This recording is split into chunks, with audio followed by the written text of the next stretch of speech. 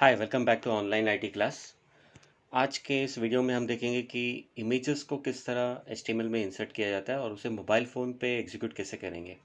तो हम लोग इसके लिए लास्ट लेक्चर में हमने देखा था, हमने ए एन राइटर नाम का ऐप इंस्टॉल किया था। आज हम उसी पे वर्क करने वाले हैं। लेकिन उसके पहले सबसे पहले हम लोग फाइल मैनेजर में जाके एक प्रैक्टिस फोल्डर बनाएंगे जिसके अंदर हम इमेजेस और एचटीएमएल फाइल्स को स्टोर करने वाले हैं। तो मैं यहाँ पे फ़ोन स्टोरेज के अंदर ये प्रैक्टिस नाम का फ़ोल्डर बनाया हुआ है। देखिए यहाँ पे प्रैक्टिस लिखा है। तो ये अब भी एक प्रैक्टिस नाम का फ़ोल्डर बनाइए और इसी फोल्डर के अंदर हम सब इमेजेस को स्टोर करेंगे और आपकी एचटीएमएल फाइल्स को भी स्टोर करेंगे। So for this you will need some images. If you have images in your mobile phone, you can just paste them in your practice folder. So now what I'll be doing, I'll be using Google Chrome and I'll be searching some images. So for this I will go to images.google.com and we'll search some background pictures. Now to download these images, what you do first, load the web page, change the mode of your web browser to desktop site. So I will just go to this menu option and I will click here desktop site option. Okay, so click this option. So you will see the web page the way it is shown on the computer in full screen. Now we can go to any site and save a particular image. So I'm going to this background stock dreams time, one environmental photo is there. I'll click this and I will tap and hold it and I'll click on download image. The image is getting downloaded. I go back, then I will choose some another image.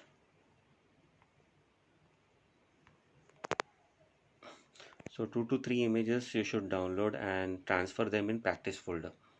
So I will take this now, click download image. If you want in full size, then you have to open the image in that particular website.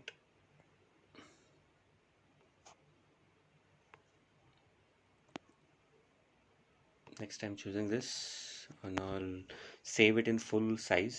So I can click the image so that the image gets loaded in its parent website. From here we can hold and tap and click on download image. So total 3 files I have downloaded. Now what we will do, we'll copy these 3 files from that download folder into practice folder. तो मैं download folder में जाके वहाँ से उसको cut करूँगा और practice folder में पेस्ट करूँगा। तो ये हमारे ये 3 इमेजेस है, इनको यहाँ पे कट किया और अब हम प्रैक्टिस फोल्डर में जाके इसको पेस्ट करेंगे। So all the 3 images have come in your practice folder. The next task is you rename all the files. Why? Because these names are very long and it will be difficult for you to type the correct name. So हम लोग क्या करेंगे, इसको rename करेंगे। मोर में जाके rename दबाएंगे और इनके शॉर्ट नेम कर देंगे। अब जैसे ये हॉनर का इमेज है, हॉनर मोबाइल से लिया हुआ इमेज, तो उसको नाम हम हॉनर देंगे, honor.jpg। ये एक फ़ोटो है, इसको भी रीनेम करेंगे। तो इसका नाम मैंने दिया bcg.jpg। तो याद रखिए इसका नाम है bcg.jpg। फिर एक download.jpg, उसको भी हम रीनेम करेंगे। ओके, ये एनवायरमेंटल है तो इसको हम नाम देंगे environmental.jpeg। Okay, so these 3 files, just note down the names of these 3 files, honor.jpg, bcg.jpeg। तो आपको एक्सटेंशन याद रखना है, करेक्ट होना चाहिए। तो ये तीनों फाइल्स हमारे प्रैक्टिस फोल्डर में आ गए। अब हम ए एन राइटर ऐप ओपन करेंगे जो कि मैंने ऑलरेडी इंस्टॉल किया अपने मोबाइल में। तो A N writer app, it's a free HTML editor. तो ये A N writer app open हो गया। हमें एक ब्लैंक HTML पेज मिला है जिसका नाम है noname.html। तो यहाँ पे हम लोग HTML टाइपिंग स्टार्ट कर देंगे। आप चाहे तो अपना डॉक टाइप टैग भी डाल सकते हैं जो कि HTML5 का रिक्वायरमेंट है। doc type HTML and I press the greater than symbol. Next our root element, that is HTML। फिर हम एक हेड सेक्शन में टाइटल टैग डालेंगे तो while typing the code always indent the tags which are under some sections. जैसे head section के अंदर title है तो वहाँ पे आप 3 स्पेस बार दबा के उसको अंदर की तरफ टाइप कीजिए। ये बेटर रीडेबिलिटी के लिए होता है। तो अभी हम लोग टाइटल टैग को क्लोज करेंगे, उसके लिए less than greater than symbol का यूज़ कीजिए। तो ये टाइटल टैग क्लोज हो गया। तो यहाँ पे अभी हम लोग हेड टैग क्लोज करेंगे। तो जैसे आप ये लेस देन और स्लैश सिंबल दबाएंगे तो ये ऑटोमेटिकली क्लोज हो जाएगा। नेक्स्ट हम लोग अभी बॉडी टैग यूज़ करेंगे और नीचे जाके मैं पहले बॉडी क्लोज कर देता हूँ, फिर नीचे जाके HTML भी क्लोज कर देता हूँ। तो ये देखिए हमारा वेब पेज का स्ट्रक्चर तैयार हो गया। अभी इसमें हम लोग एक हेडिंग देंगे। तो हम लोग हेडिंग में नाम देंगे inserting images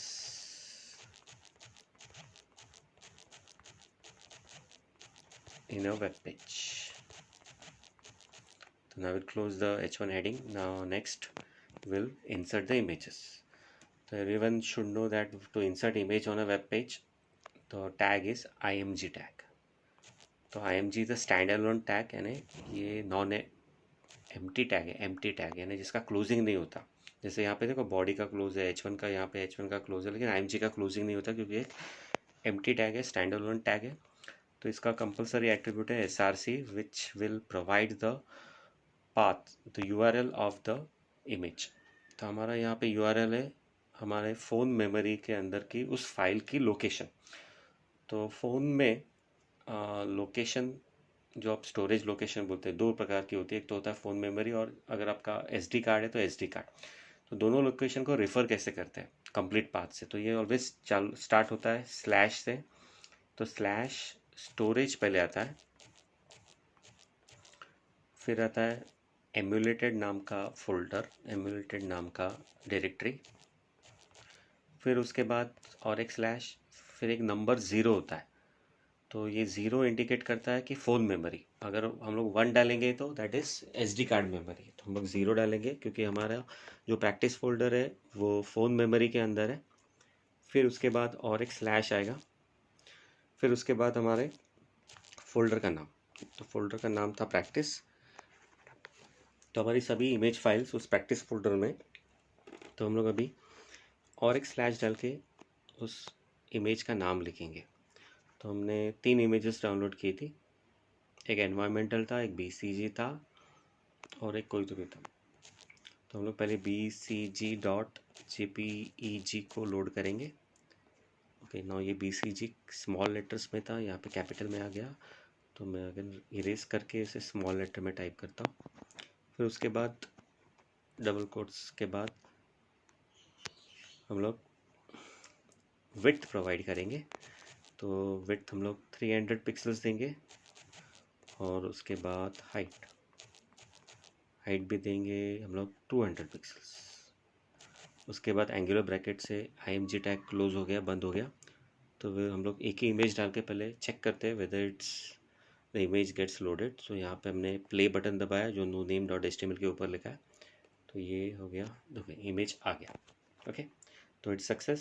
so the path is success in mobile phone. It start with slash storage slash emulated slash 0 for phone memory. उसके बाद आप जो भी फोल्डर का फाइल यूज़ करना चाहते हो, इंसर्ट करना चाहते हो, उस फोल्डर का नाम, फिर स्लैश फाइल का नाम।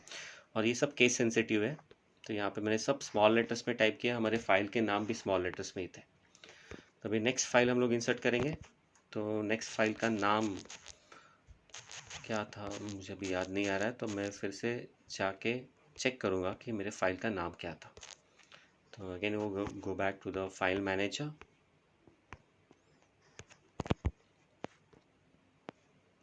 तो ये फाइल मैनेजर था honor.jpg। तो हम इस फाइल को इंसर्ट करेंगे। Again I go back to the editor. तो यहाँ पे अभी देखिए हम लोग क्या करने वाले हैं। अभी नेक्स्ट इमेज में हम लोग पाथ नहीं देने वाले, क्योंकि हम क्या करने वाले इस HTML फाइल को ही उसी फोल्डर में सेव करेंगे जहाँ पे हमारे इमेजेस है। तो जब इमेज सोर्स फाइल और आपका HTML फाइल दोनों एक ही जगह पर है तो आपको कंप्लीट पाथ देने की ज़रूरत नहीं। तो आप कौन सा पाथ दोगे? Relative path. रिलेटिव पाथ होता है मतलब कि आपके HTML फाइल के रिलेटिव वो फाइल कहाँ पर है उसका पाथ, तो वो उसी फोल्डर में जहाँ पे आपका HTML फाइल होने वाला है। तो देखो अभी मैंने यहाँ पे पाथ नहीं दिया, लेट्स सी इट वर्क्स और नॉट।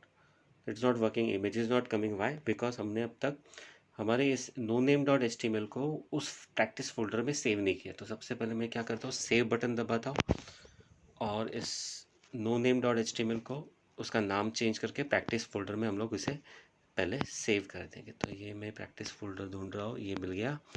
अभी प्रैक्टिस फोल्डर में इसका नाम हम लोग देंगे, ये हमारा example2 था, पहले एक एग्जाम्पल किया पिछले वीडियो में, तो हम लोग लिखेंगे example2.html और इसको मैंने प्रैक्टिस फोल्डर में सेव कर दिया। तो एक ऐड आ गई, तो ऐसे no thanks. Okay, now your file is saved, example2.html, you can see at the bottom, and it is saved in the same folder where your images are stored, so that is your practice folder। तो हमने यहाँ पे first image में path दिया था और second image में हमने पाथ दिया ही नहीं, सिर्फ फाइल का नाम लिखा है, इमेज फाइल का नाम। क्यों ऐसा किया? क्योंकि हमने HTML फाइल को भी उसी फोल्डर में सेव किया जहाँ पे आपके इमेजेस है, वो था प्रैक्टिस फोल्डर। अभी रन करेंगे फिर से, तो अभी हम इसे एग्जीक्यूट करेंगे। See both the images are inserted. Okay, so in this way you can insert images. Same way हम लोग बैकग्राउंड इमेज भी डाल सकते हैं। उसके लिए हम लोग बॉडी टैग के अंदर बैकग्राउंड यूज़ करेंगे। बैकग्राउंड एक एट्रीब्यूट है जिससे हम लोग इमेज को सेट कर सकते हैं as a background for the web page. तो हम लोग अभी नेक्स्ट इमेज जो लेंगे वो था environmental. Okay, environmental dot JPEG उसका नाम मुझे याद है। तो ये बीच में एक स्पेस बार आ गया, तो देखिए इमेज के फाइल में स्पेस बार कहीं भी नहीं था, तो मैं उसे इरेज करता हूँ और फिर से करेक्ट करता हूँ। नेक्स्ट रह गया मेरा एंगुलर ब्रैकेट बॉडी टैग का, वो मैंने क्लोज कर दिया। तो अभी ये है body background equal to environmental dot JPEG। Let's run it, save it and run it. So you can see the background image has also appeared. Now you can see the background image is got repeated 3 times. Why? Because जो environmental dot JPG हमने file जो download किया था उसकी size कम थी, यानी उसका resolution कम था। तो अगर आपके इमेज फाइल का रेजोल्यूशन कम है आपके विंडो के साइज़ से, यानी ब्राउज़र का जो विंडो है उसके साइज़ से इमेज का रेजोल्यूशन कम है जो बैकग्राउंड में हमने यूज़ किया, तो वो ऑटोमेटिकली रिपीट होता है।